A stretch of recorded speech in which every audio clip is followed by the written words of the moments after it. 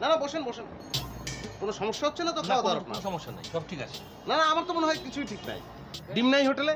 হ্যাঁ ডিম আছে, প্রচুর ডিম আছে। তো 2-4টা ডিমের কোরবানি আপনি বসবেন না, নাহলে তো খাওয়ানটা মোকলাই হইতেছে না। না আমি আবার ডিম খাইলে আমার হয় কি গ্যাসের সমস্যা, গ্যাসটা বাইরে যায়। না না গ্যাস তো কোনো সমস্যা না, আপনি খাওয়ানোর উপরে থাকেন, তাহলে গ্যাস আর আপনার ইফেক্ট করবে না। এই ফজলা, এই বছর একটু ভালো করে নাস্তা দে রে। ইস যেভাবে আওয়াজটা দিলেন না, মনে হয় নিজের পয়সায় আমারে খাওয়াইতেছেন আপনি। ও আমার ছোট ভাই শফিকুল, এখন থেকে ঢাকায় থাকবে, ওরা সবকিছু বুঝিয়ে দেন আপনি। সিস্টেম খুব সোজা। সকালবেলা নাস্তা 9টায়, দুপুর 1টা থেকে 2টা পর্যন্ত দুপুরের খাবার, 10টা পর্যন্ত হোটেল খোলা থাকে। তবে আপনি 9টায় যদি আসেন তাহলে মাছ আর মাংস খুব ফ্রেশ পাবেন। আর আমি তো আসি। জি না, জি না, আপনি নাই। আপনারা ওরে খাওয়ানোর সিস্টেম বুঝাইতে কই না আমি, ওরা ক্যাশ বুঝাই দেন। ওমা এটা কি কোন, তাহলে আমি কই যাবো কই থাকুম? আপনি কই যাবেন এটা তো আমি জানি না।